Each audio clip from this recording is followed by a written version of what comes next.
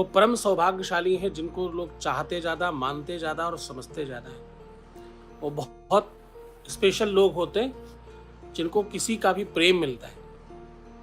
प्रेम मिले तो ये छोटी बात नहीं होती। लोग कैटेगराइज कर देते हैं प्रेम को, बस यही संकट है, यहीं से शुरू होती दिक्कत। आप जिसको पूजते हो, जिसको मानते हो, जिसको अपना समझते हो, जिसको सर्वस्व मानते समझते हो, उसका प्रेम मिले, ये सौभाग्य है तुम्हारा, दुर्भाग्य नहीं। ईश्वर की कृपा जिस भी स्वरूप में हो उसको स्वीकार करने की क्षमता सब में नहीं होती, इसलिए लोग दुखी होते हैं। 100 में 99% लोग दुखी होने का कारण ये है सोचने का नजरिया, समझने की शक्ति और वो तरीका जिससे सब ठीक हो जाए वो पता नहीं होता। तो लाइफ में एक गुरु चाहिए कि क्या करें, कैसे करें, कब करें, कहाँ करें, कितना करें, करें भी कि नहीं करें, और वो समझने का सामर्थ्य चाहिए कि आप सब चीजें सही तरीके से कर पाएं। ये सब तभी पॉसिबल होगा जब आप पर कृपा होगी भगवान और गुरुदेव दोनों की एक साथ।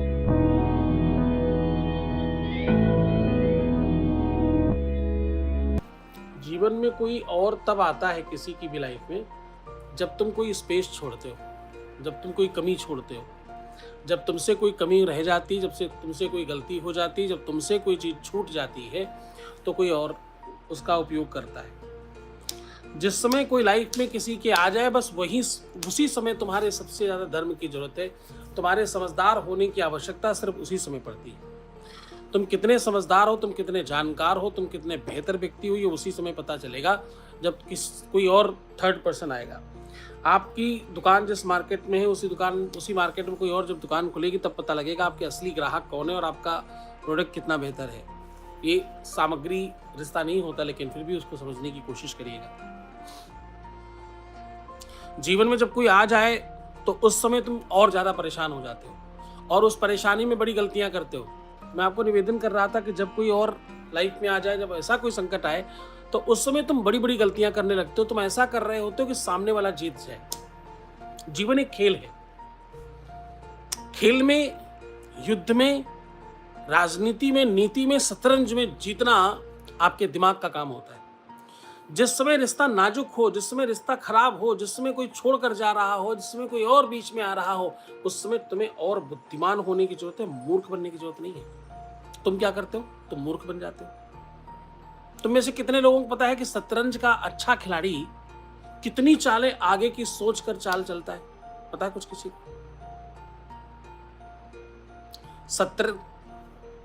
शतरंज का अच्छा खिलाड़ी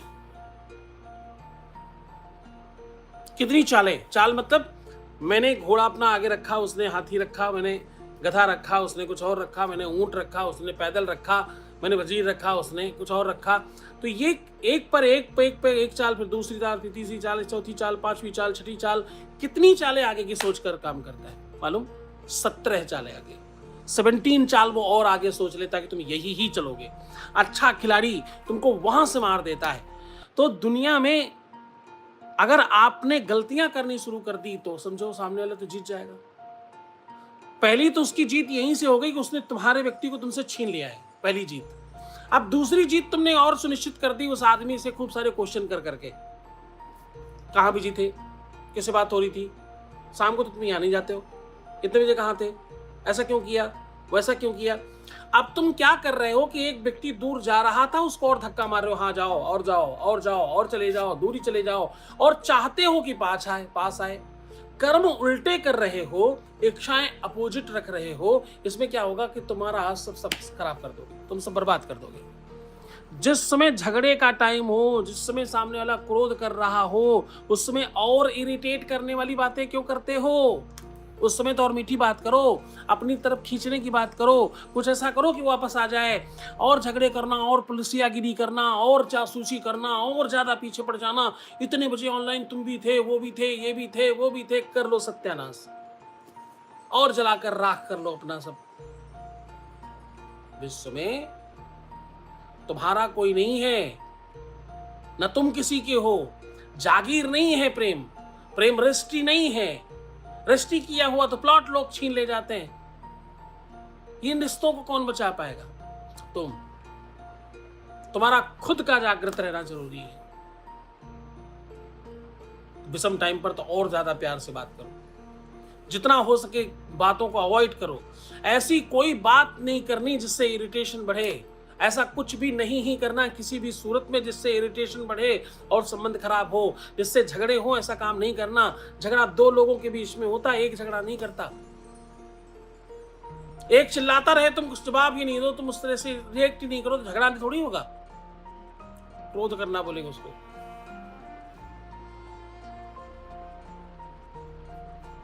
तुम्हारे रिश्ते सुधरेंगे कैसे?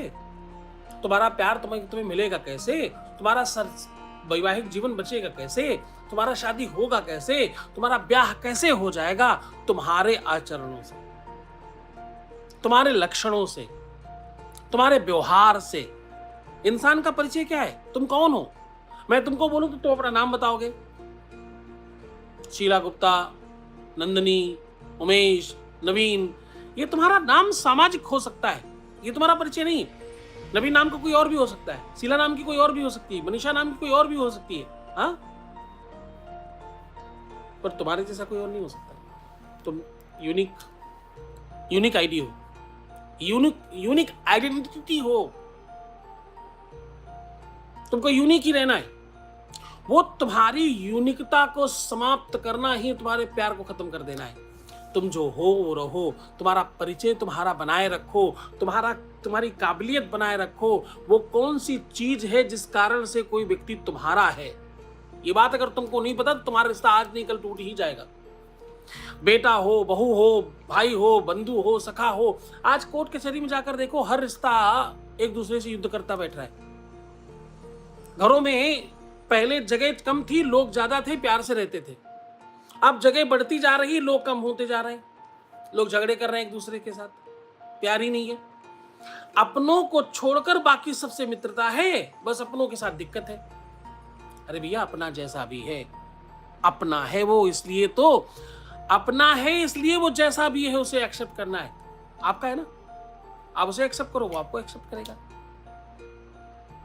यही नीति कहती। हाथ में सब उंगलियां बराबर नहीं होती। अक्सर लोगों को मैंने कहते सुना, मेरा स्टाफ ठीक नहीं है, मेरा फलाना ठीक नहीं, मुझे अच्छा स्टाफ मिल जाता तो मैं पता नहीं क्या कर लेता। बड़े से बड़े उद्योगपतियों के नाम आप जानते होंगे। अंबानी परिवार में एक भाई दिवालिया हो गया, उनके पास स्टाफ की कमी नहीं है। IITians और IIM के लोग बैठे उनके यहाँ, तब भी कुछ नहीं कर पाए, सब सत्यानाश हो गया उनका। कारण ये प्रारब्ध है, यही भाग्य है। जो अपनों को नहीं समझता, अपने उसको नहीं समझते। रिश्तों को संभालना सीखिए साहब। स्टाफ जैसा भी है, उस स्टाफ ने तुमको इस लायक बनाया है कि तुम आज बड़ा सोच पा रहे हो। उस स्टाफ को समझो, उसकी वैल्यू करो, उसकी वर्थ करो। स्टाफ हो, तुम्हारा परिवार हो, तुम्हारे घर के लोग हो, तुम्हारे अपने लोग हैं। अपनों की बुराई करना बंद करो, अपनों में बुराइयां ढूंढना बंद करो, अपनों को बुरा कहना बंद करो, अपनों को बुरा समझना बंद करो। वो जैसे हैं तुम्हारे हैं। तुम जितने पर्टिकुलर होते हो, जितना दूसरों का ख्याल रखते हो, जितना दूसरों के लिए करने का मानस बनाते हो, जितना देने पर विचार करते हो, लेने पर नहीं, उतना बड़े होते हो। चुनरी को नए दुपट्टे में बांधकर जल में स्नान कराकर उसे प्रवाहित करने से आप 7 जन्मों के लिए किसी के हो जाते हैं। ये काम किसी पुण्य तिथि में, विशिष्ट मुहूर्त में गुरुदेव का नाम लेकर के, खूब सुगंधित दोनों वस्त्रों को कर भगवान का नाम लेकर के जल में डालने से ऐसा मानस पवित्र हो जाता है। लोग गंगा को, जमुना को, नर्मदा को, पवित्र नदियों को धोती पहनाते हैं, साड़ियां पहनाते हैं, चुनरी चढ़ाते हैं, वस्त्र चढ़ाते हैं। ये उसी भाव में। लड़कियां अपना बायां अंगूठा और लड़के अपना दाहिना अंगूठा रोज रात्रि में खूब इत्र डालकर, देसी घी से हल्दी रंग करके अपना अंगूठा अगर रंगना शुरू करते हैं और प्रातः उसे धुल लिया करें। ऐसा लगातार कंटिन्यू 40-41 दिन करने से आपके विवाह के संयोग जल्दी बन जाते हैं। विवाह होने का मानस जल्दी पवित्र होता और बड़ा हो जाता है। तुमने जीवन में कुछ तो बुरा किया है जिसका फल है तुम्हें कुछ खराब मिल रहा है। बिल्कुल विशुद्ध बात है ये।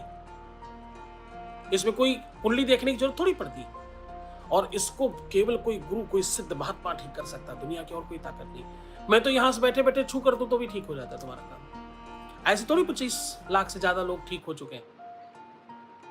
साधना संपन्न लोग कर सकते हैं ऐसा काम, जिनकी साधना में ताकत है। मैं बाल्यकाल से जिस समय लोग अपना नाम ठीक से बोलना नहीं जानते, मैं उस समय साधना में बैठा करता था। मैंने साधनाएं की, तपस्या की, एक साथ 10-10, 20-20 हजार, 50-50 हजार और 1-1 लाख लोगों को एक साथ उनके इष्ट का दर्शन कराया है, अंदर नहीं, सन्मुख और बाहर। ये सब हुआ कैसे मालूम? इस साधना से होता है। उसी साधना के लिए मैं तुम्हें तैयार कर रहा हूं, ताकि तुम अपने जीवन को बेहतर बनाने के लिए उस दिशा में चल पाओ। देने के लिए तुम्हें एक दिन में तुम्हें कुछ भी दे दूंगा, जो तुम्हें चाहिए सुबह मांगो, शाम को मिल जाएगा। लेकिन मैं दूंगा ही तब जब मुझे लगेगा तुम उचित हो। क्योंकि बहुत बार क्या होता है, मैंने कितनी बार आपको बताया है, कितनी लड़कियों ने कहा कि मेरा इनसे ब्याह करा दो, जबरदस्ती पीछे पड़ गई, गालियां वालियां देने शुरू हो गई कि आप करा ही नहीं सकते, आपसे हो ही नहीं सकता। मैंने कहा जाओ भाई, दे दिया, हो गई शादी। अब वो समझ नहीं रहा उनसे, अब छुड़वा दो, बहुत अच्छा, आप तो सब जानते थे, काहे को करा दिया आपने। तो हम तो दोनों तरफ पिसने वाले ही हैं, तो इससे अच्छा मैं दूंगा ही तुमको वही जो तुम्हारे लिए उचित है, अनुकूल चीज है। या तो तुम अपनी जिम्मेदारी ले लो, मैं अभी कभी दे दूंगा। तुम बोलो गुरुदेव आगे की मेरी जिम्मेदारी है, मुझे दे दो, बस दे दूंगा। पर ये सब तब होगा जब तुम संभालने के लायक हो जाओ, अपनी पात्रता मेंटेन कर लो। समझदारी उसको नहीं कहते, जानकारी उसको नहीं कहते, शिक्षा उसको नहीं कहते जिसमें तुम अपना सत्यानाश करते हो। तुम सफल नहीं हो पा रहे हो, तुम्हारे जीवन में कुछ अच्छा नहीं हो पा रहा है, तुमने कोई चीज बहुत बढ़िया की नहीं है आज तक, कोई कीर्तिमान रचा नहीं है, और तुम बड़े फिलोसफर बन रहे हो, ये ऐसे होता हो, ऐसा होता हो, वैसा होता हो, ऐसा होता है, ऐसा कैसे? और मानेगा? और क्यों मानेगा? और तुम खुद भी कैसे मान पा रहे हो? जिस दिन कुछ कर दिखाना उस दिन नियम बताना, और जब तक नहीं कर पा रहे हो तब तक मानना जो कर पा रहा है उसको। मैंने 25-30 लाख लोगों को ठीक किया, इसलिए तुम्हें बता रहा हूं ठीक हो सकते हो तुम ऐसे। आखिरी में और एक उपाय बता रहा हूं। एक कच्चे सूत में 7 लौंग बांध लीजिए। सारी की सारी लौंग को सूत में बांधने के बाद शहद में डुबा करके उतना ही शहद डालिए जिसने में ये खूब अच्छे से भीग जाए।